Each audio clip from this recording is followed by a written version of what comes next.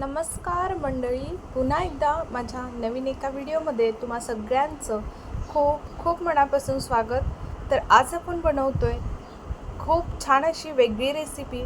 तर तुम्ही थंबनेल पाहिलं, हो अगदी बरोबर आहे. बाजरीच्या पिठामध्ये 1 कप गूळ घालून आपण खूप मस्त अशी नवीन रेसिपी बनवतोय.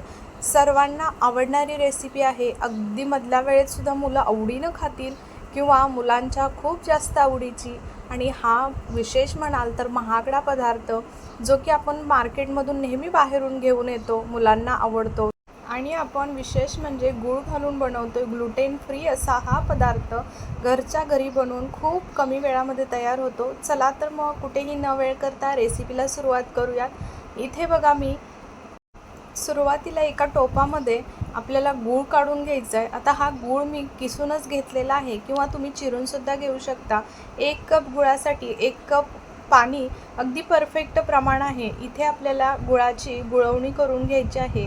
म्हणजेच आपण नेहमी पाण्यामध्ये गूळ कसा विरघळवून घेतो त्या पद्धतीनं इथे पाण्यामध्ये गूळ हा गॅसवरती ठेवून विरघळला की त्याच्यानंतर आपल्याला गॅस बंद करून द्यायचा आहे. आणि आपल्याला एका भांड्यामध्ये हा सगळी गुळवणी जी आहे ती गाळणं ठेवून छान गाळून घ्यायची आहे.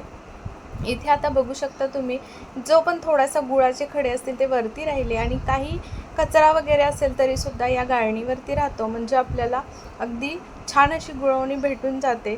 तर आता थंड करायला ठेवून दिली आहे. ती थंड होती तोपर्यंत आपण पिठं मिसळून घेऊयात. तर इथे मी 1.5 कप बाजरीचं पीठ घेतलेलं आहे आणि आपल्याला त्याच्यामध्ये घालायचं आहे ते म्हणजे अर्धा कप इथे तांदळाचं पीठ. इथे तुम्ही कॉर्नफ्लोअरसुद्धा वापरू शकता किंवा नाही वापरलं, अगदी प्लेन बनवलं तरीही चालेल. कारण इथे खूप छान असं खुसखुशीत पदार्थ बनवतो आहे आपण. त्याच्यामुळे इथे मी तांदळाचं पीठ वापरलेलं आहे. तुम्हीसुद्धा नक्की वापरून बघा. अगदी छान कडक खुसखुशीत तयार होतो पदार्थ. त्याच्यानंतर त्याच्यामध्ये थोडंसं चवीनुसार मीठ टाकलं. 2 चमचे तीळ घातलेले आहेत बघा. थोडीशी वेलची पावडर असेल तर वेलची पावडरसुद्धा आवर्जून टाका. छान पदार्थाला स्वाद येतो. त्याच्यानंतर आपण जी थंड करायला ठेवलेली जी गुळवणी होती, तर ती गुळवणी आपल्याला या पद्धतीनं बघा थोडी थोडी करून पिठामध्ये छान मिक्स करून घ्यायची आहे.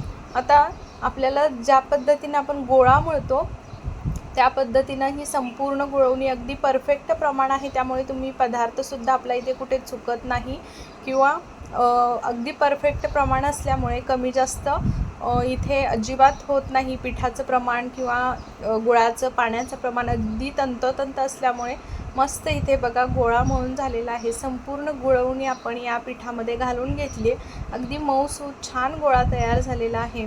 आता आपल्याला काय करायचं आहे, गोळा जास्त वेळ हा ठेवायची सुद्धा गरज नाही. लगेच आपण इथे पदार्थ बनवायला घेतोय. त्यासाठी एक छोटासा गोळा काढून घ्यायचा बघा, अगदी लिंबाच्या आकाराचा. आणि या पद्धतीनं आपण छान असं याची आज आपण बिस्किटं बनवतोय. तर मस्त अशी छान बाजरीच्या पिठामध्ये गूळ घालून मस्त पौष्टिक अशी बिस्किटं तयार होतात बघा. मुलं मधल्या वेळेत खातात, तर त्यासाठी उत्तम पर्याय आहे. इथे आता बघा गोळा काढून घेतला. नंतर अगदी आपण नानकटाई कशी बनवतो ना, तसं 2 बोटाच्या मध्ये घेऊन गोळा छान असा तळहाताने दाबून घ्यायचा आणि 2 बोटांच्या मध्ये घेऊन छान फिरवून घ्यायचा. म्हणजे कुठेही या आपल्या नानकटाईला बघा क्रॅक पडत नाहीत. म्हणजे बिस्किटांना अगदी तुम्ही इथे ना ही जी बिस्किटं आहेत ना त्याच्या कापण्यासुद्धा बनवू शकता बरं का, छान लाटून घेऊन. तर इथे या पद्धतीनं फक्त इतकी काळजी घ्यायची, जे बाजरीचं पीठ आहे ते ना जास्त दिवसाचं नसावं, नाहीतर मग थोडासा कडवटपणा येतो आपल्या या बिस्किटांमध्ये. त्यामुळं फ्रेशच बाजरीचं पीठ असावं. तुम्ही इथे तांदळाचं पीठ नाही घातलं तरीही चालेल. आता मी तुम्हाला ना सुरीनंसुद्धा या पद्धतीनं बघा डिझाईन बनवून दाखवली. उभ्या आडव्या लाईन मारायच्या, त्याच्यावरती मस्त डिझाईन तयार होते. आणि या पद्धतीनं झारासुद्धा बघा, मागची बाजू झाऱ्याची आहे ना, या बिस्किटांवरती ना अशी या पद्धतीनं दाबून घ्यायची, छान शेप येतो. आणि किंवा तुमच्याकडे जरी फोर्क असेल बघा, फोर्कनीसुद्धा खूप छान शेप येतो. तुम्हाला जसं हवी तशी आकारामध्ये तुम्ही इथे बिस्किटं, नानकटाई किंवा अगदी तुम्ही इथे कापण्यासुद्धा बनवू शकता. तर खूप छान हा पदार्थ तयार होतो. मस्त कुरकुरीत, आतून अगदी छान मऊसूत आणि वरतूनसुद्धा छान कडक अगदी कुरकुरीत पदार्थ तयार होतो. नक्कीच हा मुलांना जास्त आवडतो, मोठ्यांनासुद्धा. तर या पद्धतीने बघा तेल गरम करायचं आहे आणि आपल्याला हा पदार्थ बेक करायचा नाही आज, तर आपण तेलामध्ये इन्स्टंट तळून घेतो आहे. म्हणजे खूप कमी वेळामध्ये हा पदार्थ बनवून तयार होतो, अजिबात तेलकट होत नाही. त्यासाठी बघा इथे काय करायचं आहे, तेल हे मीडियम गरम असावं. मीडियम गरम तेलामध्ये आपल्याला ही बिस्किटं तळून घ्यायची आहेत आणि जेव्हा आपण बिस्किटं सोडतो तेव्हा हाय फ्लेम असावी, नंतर मीडियम करायची आहे आपल्याला फ्लेम 1 मिनटानंतर आणि आपल्याला मीडियम फ्लेमवरतीच तळायची आहेत बिस्किटं. छान अगदी कलर येईपर्यंत तळून घ्यायची आहेत, म्हणजे मस्त तळली जातात. आणि इथे बघा तेलाचं टेम्परेचर पहिला आपण गोळा टाकून बघितलेला होता, तेलाचं टेम्परेचर त्या पद्धतीनंच ठेवायचं आहे. मस्त जेव्हा आपण काढतो ना बिस्किटं तेव्हा थोडीशी वरतूनसुद्धा मऊ असतात, पण नंतर थोडा वेळ गेला की थंड झाली की अगदी छान वरतून कडक कुरकुरीत होतात आणि आतून मस्त सॉफ्ट असतात.